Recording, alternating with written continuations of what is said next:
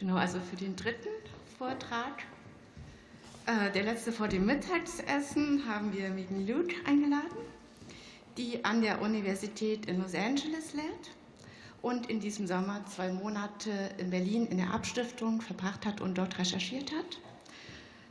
Wir hatten zu dieser Zeit unzählige Gespräche und deshalb weiß ich auch, dass Mediums Interesse jetzt riesig ist. Sie ist nicht nur eine hervorragende Kennerin von Schwitters oder Arp und der modernen Skulptur, sondern ja, sie weiß auch unglaublich viel über Fotografie und über den modernen Tanz. Und ich glaube, das passt jetzt hier sehr gut in unseren Konzept rein. Also sie hat ihr PhD in Kunstgeschichte an der Harvard University erhalten. Ihr Schwerpunkt liegt auf Kunst und Architektur des 19. und 20. Jahrhunderts. Dabei widmet sie sich in ihren Forschungen der Geschichte, der Abstraktion, der Collage und der Fotografie und vor allem gilt ihr Interesse der Reproduktion, dem frühen Kino und der Theorie des Bildes. In ihrem ersten Buch, in dem sie sich dem deutschen Märzkünstler Schwitters nähert, mit dem Titel Kurt Schwitters Space Image Exile, das 2014 erschienen ist, untersucht sie seine Projekte in Zusammenarbeit mit Künstlerkollegen in den Niederlanden und die an anderen Orten entstanden sind. Und sie widmet sich Schwitters Strukturen und dem Einfluss seiner Exilzeit auf die abstrakten Bildkompositionen. Das Buch wurde auch mit mehreren Preisen ausgezeichnet, unter anderem erhielt das Buch 2015 den Robert Motherwell Book Award. Derzeit beschäftigt sie sich in ihren Forschungen um Publikationen mit verschiedenen Künstlern, unter anderem mit Jackson Pollock, Hans Richter und Frank Stella. Mit Sarah Hamill war sie Stipendiatin des American Council of Learned Societies und in diesem Zusammenhang geben sie beide gerade ein Buch über die Fotografie von Skulptur heraus, das demnächst bei Getty Publications erscheinen wird. Also wir haben Megan Luke eingeladen, weil sie sich neben all den gerade erwähnten Gebieten auch mit den Schriften der Kunsthistorikerin Carola Giedion-Welcker beschäftigt, die ja nicht nur die erste Monographie zur modernen Skulptur verfasst hat, in der Arp eine prominente Rolle spielt, sondern die auch die erste Monographie über Arp verfasst hat, die zugleich auch als das erste Werkverzeichnis seiner Skulpturen gilt. Und wenn man die Carola Giedion-Welckers Aufsätze liest, nicht nur die zu Arp, sondern auch zu anderen Künstlern, merkt man, wie beide sich in ihren Ansichten standen, vielleicht auch, weil sie sich brauchten, um sich gegenseitig auch ihre Ansichten zu versichern, zum Beispiel in den Fragen zur Natur, im Fortschrittszweifel. Und ja, jedenfalls handelt es sich bei Arp und Carola Giedion-Welcker um ein interessantes Paar der Kunst und der Kunstgeschichte, über das jetzt Megan Luke uns berichten wird.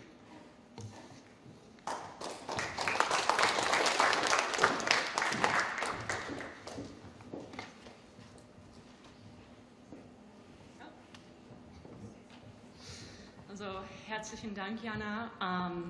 Ich werde meinen Vortrag auf Englisch halten, aber Sie können mir natürlich Ihre Fragen auf Deutsch stellen und ich werde versuchen, durch den Jetlag auf Deutsch oder auf Englisch zu antworten. Okay, so I'll just cut to it. I also want to acknowledge Mario Lucher from the Swiss Institute for Art History, who also kindly supported my work in the Carola Giedion-Welcker Bibliothek this summer, the same summer I was working in the Arp Stiftung. So I can't say that I've digested all the work that I've just been doing so recently, but I am very excited for the conversation to follow. Could a photo sequence offer a new kind of sculptural experience? This question motivates the first book to survey an international history of modern sculpture, Moderne Plastik, or Modern Plastic Art, published in 1937 by the art historian and literary critic Carola Giedion-Welcker. She had first turned to the topic 3 years earlier in an essay, New Roads in Modern Sculpture, for the international avant-garde journal Transition, and immediately after it appeared, she began to work on a book-length study, collaborating remotely from Zurich with the Bauhaus typographer Herbert Beyeler, based in Berlin. Photography would not only be the means through which Giedion-Welcker would narrate the development of this new kind of sculpture, it would also give form to the perception that such sculpture demanded. In the process, modern sculpture would appear to be an art that was photographically conditioned, and photography, in turn, could be seen as a kind of sculptural technique. As Giedion-Welcker and Beyeler conceived it, the layout of a Moderne Plastik would follow the model offered by Laszlo Moholinage's second Bauhaus book, Von Material zur Architektur from 1929. Prefaced by a brief textual introduction, the heart of the book consists of 131 pages of photographic reproductions and brief captions with condensed descriptions and quotations from the artists represented. Giedion-Welcker and Beyeler debated at length about the relative scale of the images on each page, which follow no predictable pattern. Some float on the page, others are full-bleed illustrations. Some demand us to draw the book near an intimate inspection. Others push their objects dramatically into our field of vision. Through this dynamic design, Moderne Plastik readily distinguished itself from the wealth of recently published photo books dedicated to sculpture, one example you see here, which typically isolated photographs to 1 or 2 per page, regularized their printed size, and adhered to the formal conventions for reproducing sculpture, long established by the large photography firms and distributors. By contrast, Giedion-Welcker corresponded directly with the sculptors themselves to obtain photographs of their work, and Beyeler exaggerated the variable size of the illustrations on each page, frustrating any uniform standard against which we might deduce conclusions about the relative scale of the sculptures illustrated. Throughout Moderne Plastik, we are asked to see individual views of modern sculptures, not just in relation to one another, but also to works of art from the African continent, archaic relics of Cycladic civilization, or prehistoric monuments. By means of these photographic comparisons, Moderne Plastik asserts that the sculptural medium is fundamentally atavistic, essential for our most basic rituals in navigating how we perceive the world and find our place within the cosmos. Inspired by her close exchange with James Joyce, who urged her to read Vico's Philosophy of History and to make the pilgrimage to visit the Neolithic sites of Brittany, Giedion-Welcker sought to cement the resonance between contemporary art, on the one hand, and what she called, quote, a decisive urform on the other. Here, for example, we see her contrasting a monumental prehistoric dolmen to Brancosi's marble sculpture, The Fish, installed in the artist's Paris studio. The photograph of the megalithic tomb is cropped to measure the length of the depicted capstone, and this measurement appears in turn to be the standard used to enlarge the photographs supplied by Brancusi, so that the form of his veined marble slab is reproduced at the exact same size on the facing page.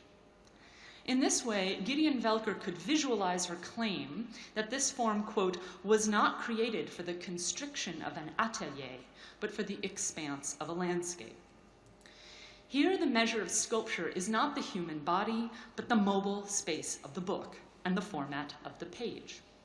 In short, Giedion-Welcker affirmed to offer a visual history of the art of her time, which appeared to demand a new method for historical narration, when its place within the museum and the academy was by no means as secure as it is today. Indeed, we ought to recognize how paradoxical her attempt to write a history of the present was and remains. For Giedion-Welcker, modern sculpture was not the inevitable consequence of all that had come before, the telos towards which history progressively unfolded. Art's ancient claim to embody an epoch or to serve as its symbol was no longer simply given to the historian intact to be described, but had to be constructed anew out of the fragments left in the wake of a technologized modernity. The sculptural imagination of Hans Arp occupies a central position within Moderne Plastik, as indeed it did within Giedion-Welcker's entire intellectual enterprise. Apart from Joyce, no other artist would shape her thinking and her criticism so profoundly. Shortly after her husband, Siegfried Giedion, visited the Bauhaus for the first time in the autumn of 1923, Moholy-Nagy introduced her to Arp's work.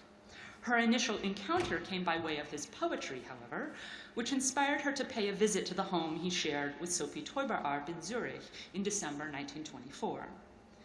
At this first meeting, Arp impressed Giedion-Welcker as, quote, a cross between a late medieval holy fool and a modern dandy. A character type she would later recognize among the so-called droll tellers of Cornwall, storytellers whose travel from town to town singing ballads that weave tales of the region's enchanted past together with reports on current events. Writing in 1949 about the survival of these folk performances in the shadow of the prehistoric menhirs and under the hard crust of modern civilization, she recalled the ambitions of Joyce's Finnegan's Wake, quote, a simultaneous history of humanity where images of the present dissolve into the past, mythos and clowning merged into one. Here, too, the auditory, not the written sign, dominates, end quote. And indeed, the term she enlists is Überblendung, a word used to describe overlapping transitions of images in the cinema or of soundscapes on the radio. In short, the critical project that consumed all of Giedion-Welcker's writing, whether about sculpture or poetry, was a diagnosis of the persistence of magic and myth at the heart of technological progress, a project she inherited from Joyce and especially Hans Arp. In a striking pair of photographic spreads in Moderne Plastik, Giedion-Welcker does not compare Arp's sculpture to other works made by human hands, but to forms discovered and recorded in nature. In the first spread, we find on the left a photograph of the Gletschergarten in Lucerne, a monument of glacial potholes and polished boulders. Facing it on the right is a photograph of one of Arp's configurations, a series of sculptures that consist of multiple parts which the beholder was invited to rearrange at will. The photograph of the glacial landscape is smaller than that of the sculpture, and the relative scale of the represented objects is inverted from what we would expect. The sculpture by Arp looms larger than an entire field of sandstone. Its photograph spans the width of the page, bringing it close so that by comparison, the boulders in Lucerne appear as if we were seeing them through the wrong end of a telescope. A similar distortion of scale effected through photography governs the dynamic between the images in the following spread, where clumps of melting snow in a river are set against a photograph of human concretion taken by Hans Finzler. Yet, unlike the image of the Gletschergarten, we do not even have a horizon to help anchor our perception of what Carola called plastic snow formations.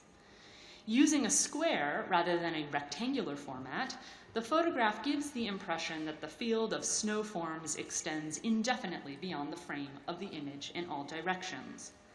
It abstracts natural phenomena into patterns of tonal contrast and lends a different sensation of vastness to the photograph of the neighboring Arp. Here, the precarious white forms of the sculpture are set against a black ground in an image that is also square, but which is enlarged to bleed off the page, making the sculpture appear like a magnified detail of the abstract natural world it mimics. Stone carved slowly by ice in the first spread gives way to liquid flux in the second. From one pair to the next, we are made to feel how nature changes at different rates, variously animating how we perceive each sculpture in turn. In Giedion-Welcker's eyes, Arp's early sculpture visualized the specific temporality of modern sculpture, and this beyond their remarkable openness to reconfiguration and reorientation. As she put it 20 years later in her 1957 monograph on the artist, the dimensional contrasts in his collages, reliefs, and sculptures, quote, repeatedly disclose the tragicomic conflict between human smallness and cosmic infinity, a conflict to which our poor existence is constantly exposed, end quote. Like the prehistoric stones of Cornwall or Stonehenge, which she photographed herself, his art seemed to belong outside of history, insofar as we conceive history to be a written chronicle of past time. Instead, both the very new and the very old appeared tethered to natural history. Through art, we are made to understand this history to be a primal inscription, not of the word, but of form, a history genetically encoded in organic life itself. And through the specific form of the photographs, we come to see that such visual documents are not intended to reproduce their objects according to the logic of substitution. That is, the photographs do not stand in for the sculptures, but rather they index our immersion in the world and our shared existence in space with the other bodies we perceive.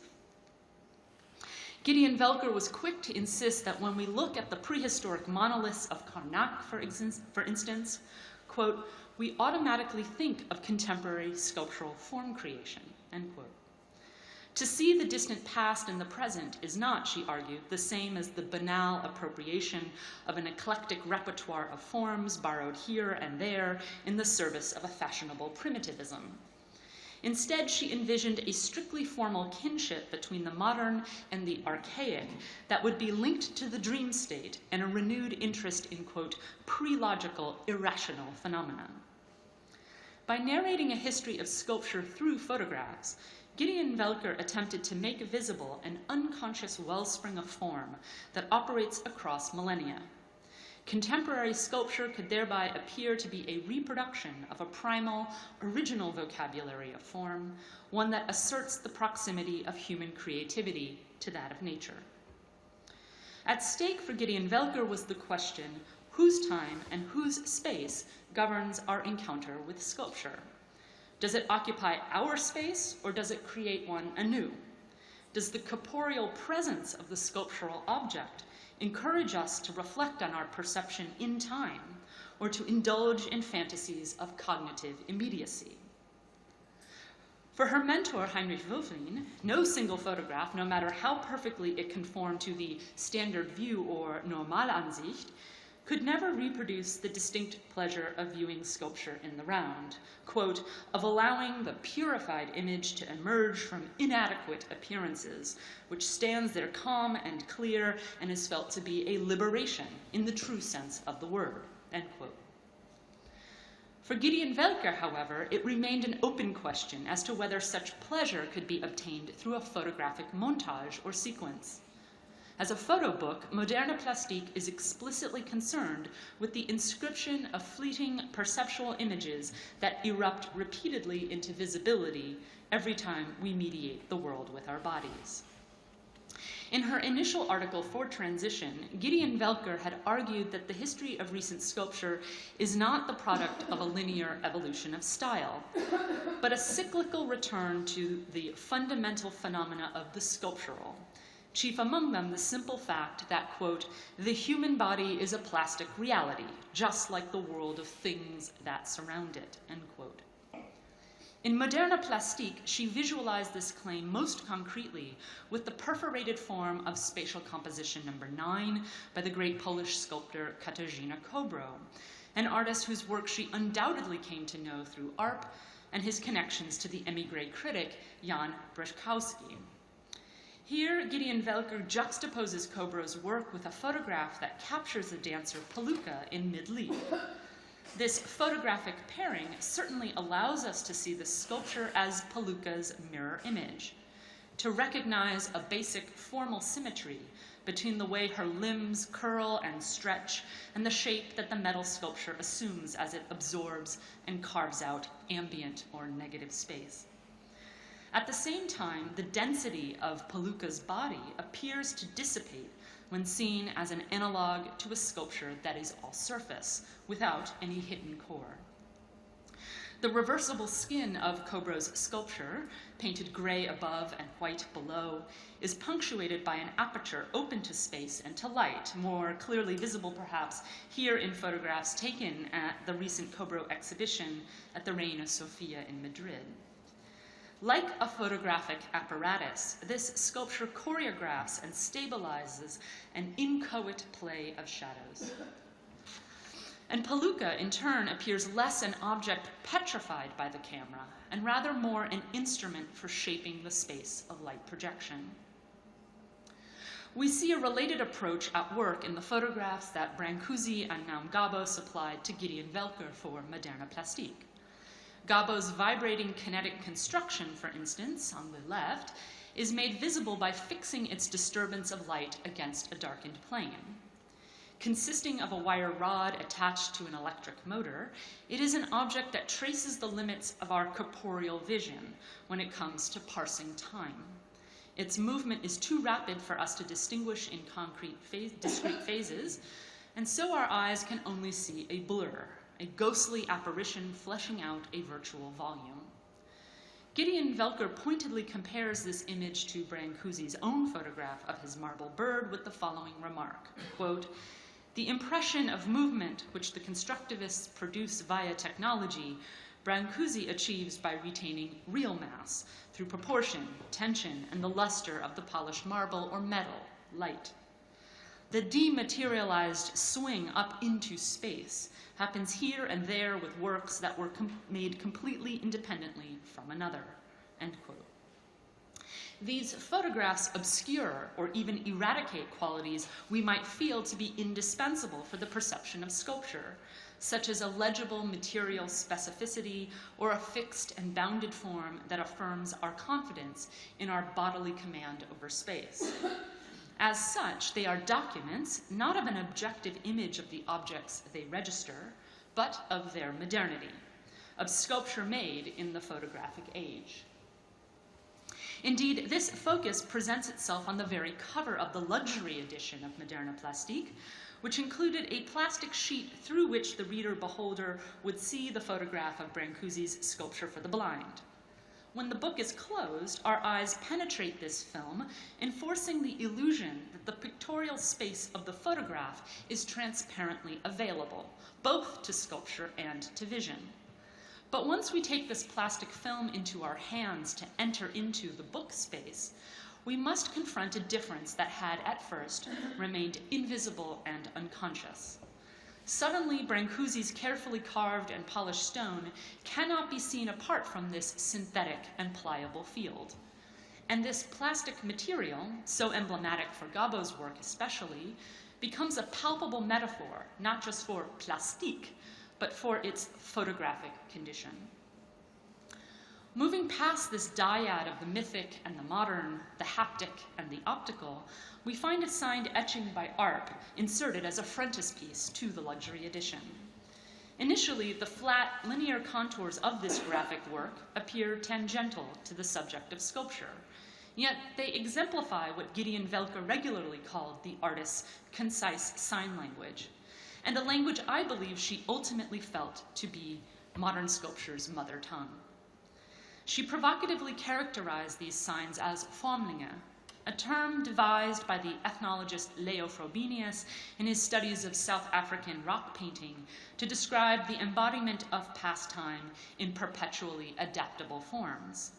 Quote, "Primeval shapes seem to rise from the dead to get mixed up in today's burlesque games," she tells us in her monograph on Arp. He is less interested in the fixed individual example than in the animated play of relationships, the sounds and echoes within that dynamic order in which everything fluctuates and is eternally subject to change and transformation, end quote. Giedion-Welcker would later extend this morphological conception of history to her account of the artist's papier déchiré, a remarkable body of work he initiated at the same time he began to make freestanding sculptures. And as I bring my remarks to a close, I can only gesture to her vivid description of these collages as, quote, "penetrated by the destructive tear in passing time, by death." For her, the manifestly visible technique of tearing suggested, quote, "a new relationship to temporality, this presence of death in life," end quote. When Arp applied this technique in turn to photographs of his own sculptures, we may see this gesture as a response to the kind of visual history Giedion-Welcker presented in Moderne Plastique. Does sculpture register time in the lived perception of the beholding body, he seems to ask, or does it record a confrontation between the intractable material world and a formative impulse that we can only ever encounter belatedly? Rather than obscure sculpture's claim on time, the manipulation of photographs in moderne plastique to tell its recent history and in the papier déchiré to contemplate its future multiplies that claim instead. From one object to the next, from object to photograph, from objects installed in space to photographs arranged in book space, from the distant past to our present moment. Thank you.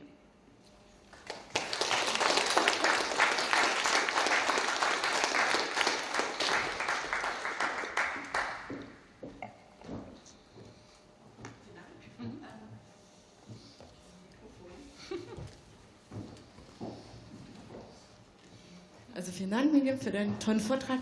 Ich bleibe jetzt auf Deutsch, dann fühle ich mich wohler oder mehr zu Hause. Ich habe eine Frage nochmal zu den Fotos. Einige, hast du gesagt, hat sie selbst gemacht. Also das heißt, sie war vor Ort, sie kannte die Orte. Einige hat sie zum Beispiel von Finzler. Wissen wir mehr über das Verhältnis, über die Fotos, die sie selbst gemacht hat, wo sie die Orte kannte und die sie aus Bildarchiven genommen hat? Yeah, thanks for this question, Jana. So, some of the photographs of prehistoric monuments, especially in the UK, in Stonehenge and Cornwall, are taken by Carola Giedion-Welcker herself, and she in turn would share those photographs with people like Valentiner, Willem Valentiner in his sort of his own book, The Origins of Modern Sculpture, published 10 years later in the United States, or with Barbara Hepworth. So for example, in Circle, which is a kind of major publication that Gabo, Hepworth, Leslie Martin, and others did around this time. Hepworth and Giedion-Welcker were in dialogue, and Hepworth asked, could I have these photographs to illustrate my own discussion about carving in that book? So I'm fascinated with the idea that Giedion-Welcker would then go to these sites herself to photograph these images, and they're incredibly immersive. I mean, they're not these.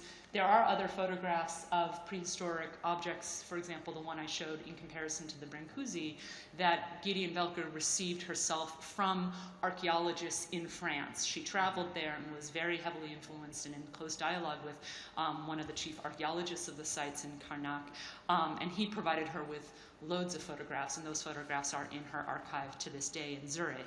So she is receiving some photographs from sculptors themselves.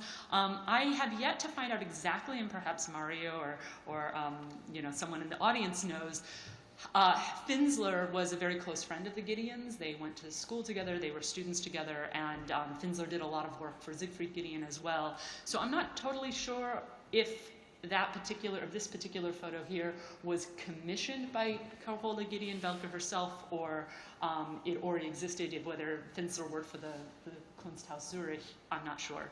But in any case, there is a very personal connection to many of these photographs. She's not sort of asking the Bruckmann Verlag for ready-made photographs. Certainly not, and certainly not with Brancusi. In fact, she is the person in some ways to whom we owe the recognition that Brancusi even made his own photographs of sculpture. He gave her a whole set of them that are in Zurich today as well. I hope that answers your question. Ja, auf jeden Fall, danke. Thank you very much. Aus dem Publikum. Ich nehme zuerst mal Frau Weiner. Nee, Frau Weiner sitzt da hinten, da war das Mikrofon auch schon in der Nähe. Nur eine kurze technische Frage. Wie ist die Rezeption von Carola Giedion-Welckers Texte im englischsprachigen Raum? Ich habe Urelement und Gegenwart in einer amerikanischen Zeitschrift gelesen. Für den deutschen Sprachraum war sie ja sehr wirkmächtig, auch in ihren Interpretationen. Wie ist es im angloamerikanischen oder englischen Raum? Yeah, that's a great question. So, because this book was published in Switzerland by a Swiss publisher in 1937, not an especially auspicious time for the reception of modern art in at least the German-speaking world.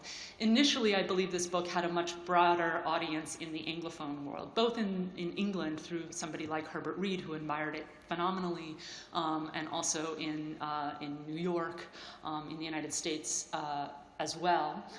But as you point out, the title, the translation of the book is radically different, actually. I mean, the English edition is published simultaneously with the German edition, and they're very different. Unfortunately, my slides are taken of the English edition. It was just the one that was available to me at the moment I was preparing this presentation. But if you compare the two, the captions, everything, there's vast differences. And recently, there's been a lot of discussion in the sort of later reception on Giedion-Welcker in the United States, particularly with the appearance of Rosalind Krauss's book, Passages in Modern Sculpture. Rosalind Krauss begins her story really having to dispense with Carola Giedion-Welcker. I mean, as we saw just in the previous presentation, that show at Karlsruhe, I believe, is still circulating terms that we really can see in this early moment, for example. So we are still very much indebted to Giedion-Welcker's conception of what sculpture could be in a modern and contemporary age.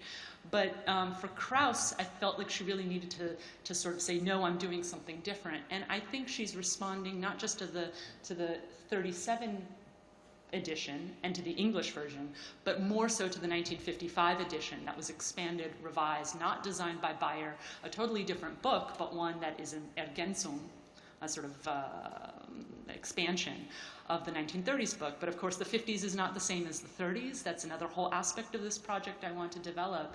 And the title of the German edition of the 50s book is Sculpture in the 20th Century. In English, it is Contemporary Sculpture. Two totally different ways of conceiving, I think, that have important consequences for this understanding of how do you tell a history of the present or the recent past and so forth. So I think this is just a long-winded way of saying that, you know, in a certain sense, Krauss's dismissal of Giedion-Welcker has sort of made her less visible now since the 70s in the English-speaking literature, but I think that's finally possible to come back, right? That Giedion-Welcker is thinking about time and sculpture in quite specific ways. It's a criticism Krauss has. And I think her conception of the time of sculpture is in dialogue with both Joyce and Hans Arp. That's one of the things I was trying to do here. Dann Herr Bouvier. Ich habe noch eine Frage in Bezug auf die Rezeption, jetzt Beispiel von den jeweiligen Künstlern, also hier Hans Arp. Weiß man, was er zum Beispiel zu seiner Bildgegenüberstellung gesagt oder darüber dachte? Ja. Weil ehrlich gesagt, ich finde wenn ich gerade diesen Bilddialog mir anschaue, finde ich, dass Carola Giedion-Welcker fast auch als Künstlerin arbeitet. Ja. Also dass da auch wirklich nicht nur eine wissenschaftliche, sondern wirklich eine visuelle Auseinandersetzung mit diesem Motiv stattfindet, auch in der Art, wie sie zum Beispiel die Fotos gewichtet in der Größe. Also das ist ja extrem toll ausgewogen, also und irgendwie konstelliert. Und ich finde, wenn man jetzt da nicht wüsste, dass das ein kunsthistorisches Buch ist und einfach diese Seite ohne Bildunterschrift sich anschauen würde, würde man da eher von einem Künstlerbuch ausgehen. Und haben sich die Künstler zu diesen Gegenüberstellungen auch geäußert? Also eben namentlich Arp, weiß man da was? Yeah, so I've read, I think, as many letters that exist in the Giedion archive and also in the Arp archive of any letters that they exchanged. And I haven't found any specific response by Arp to this book in words per se. But one thing I would say is that Arp is the only sculptor represented in this book who's contrasted with a nature's sculptures, which of course is such a huge motif in Arp's own writing and conception, as your presentation notes. One thing that is fascinating to me is what we do have again in the archive is perhaps less sort of specific statements in writing, but more statements in pictures. And by that I mean there's a lot of these photographs of this river in Carola Giedion-Welcker's archive of this river and the snow. So I think these are her own photographs of some river, and there the photographs have this horizon. And I don't know if this is Beyer's doing. A lot of that correspondence between Beyeler and Giedion-Welcker just doesn't survive anymore. I haven't been able to find any. It's not in the Beyeler archive, it's not in her own archive. Who's making the decision of how to crop these pictures? But I would be shocked if Arp wasn't completely sympathetic to this presentation of the work. And in many ways, this is an artist book, and it's fascinating to think of this being a kind of post-Dadaistic project in some ways, of like, if you think about what is the writing of contemporary art, where do we get this idea that you could write a history of contemporary art from? And I really think it begins with the Dadaists themselves, who are writing their own history as it's happening, this kind of compulsion to, Husenbeck, Zara, they all have to write the official history of Dada, like literally simultaneous with it unfolding. And I think this role of making claim on the Zurich history of Dada, the Dada history in Zurich, I think it's one that also we can see perhaps informing how Giedion-Welcker feels entitled to do this kind of incredibly formative, it's not even speculative, it's a visual history, and it's one that takes on the quality of an artistic project for sure. So that's another angle I think I would love to develop a little bit, sort of this idea that contemporary art history is a paradox, and what is the history of that paradox? I think it also is very formative for Arp's early career. Von Ihnen aus dem Publikum noch Fragen? Ja, sehr schnell. Vielen Dank für den wunderbaren Vortrag. Was die Fotos angeht, also wir wissen, dass Sie zum Beispiel afrikanische Köpfe nicht so groß publizieren wollte. Da gibt es in diesem Briefwechsel, die Sie ansprechen mit Finseler, glaube ich. Und sie müsse aber eben dann kleinere nehmen. Also da gibt es eine ganz große Regie zwischen den verschiedenen Leuten, die eben und das Buch selber geht ja ganz entscheidend auf Arp zurück, sodass wir also ziemlich sicher sein müssen, dass ihm das passte. Und ich werde morgen, weil ich ja Ihren Vortrag vorhersah, nur ganz wenig drauf eingehen, aber da denke ich, da kann man eine wunderbare Argumentation für die Legitimation einer konkreten Skulptur über dieses Bildarrangement eben sehen. Und das wurde ja auch in Ihrem Vortrag sehr schön deutlich, wie diese Bezüge eben sind und wie wir über die Fotografie ja heute überwiegend Skulptur wahrnehmen. Das macht man sich gar nicht mehr klar. Nicht? Und dass da ganz was Verschiedenes passiert eigentlich und dann, woher Bouvier eben darauf abhob, die verschiedenen Größen, nicht? Indem sie eben Bedeutung schaffen können durch ein größeres Format und so weiter. Vielen Dank. Yeah, and I think it's also very interesting. I mean, I first initially had wanted to do something more about Carl Einstein here, and obviously this idea of a Neolithic childhood, of the so-called primitive or the primeval or the primordial is being something that's always inscribed also through the unconscious as well, or through, stages of life.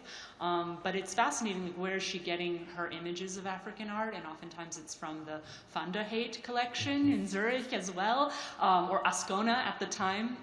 So again, this is this incredibly tight-knit network of specific images that then circulate and get exchanged again and again. So it's no accident that I started with the same Brancusi photograph that gets repeated in the Moholy-Nagy, that gets repeated in the Giedion-Welcker, right? There is this way in which there's also a kind of attempt to, like, I'm very curious about how the circulation of certain photographs, perhaps for economic reasons, perhaps for, practical reasons, become the unconscious of our understanding of modern sculpture, or really contemporary sculpture. I mean, we saw it just in these wonderful presentation of the Kunst, of the Karlsruhe exhibition, for example. In a sense, when we think of Arp's work, I was fascinated because I was just in Zurich last week, and this work, actually, I realized I want to confirm with Janet, it seems as if the top part is movable as well. Yeah, it's rotated. It's like, it's presented in a totally different orientation in relation to the base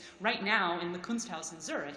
And because I've always thought about it through this photograph, I was like, what is this? Is this a totally different sculpture? And so forth, right? So it's something how deeply these images impress themselves in our consciousness, as opposed to, say, even our encounter with them, so-called real life. So that's another theme. I know it's tangential to your question, but it inspired me to cover that. Dann beschließe ich jetzt den Vormittag unseres ersten Tagungstages und ich darf Sie zu einem kleinen Mittagessen einladen, das im Restaurant Beyeler abgehalten wird, und Sie finden es, wenn man rausgeht, rechts und dann gleich an der nächsten Ecke. Da gibt es eine Suppe für uns. Und wir sehen uns um 2 wieder hier.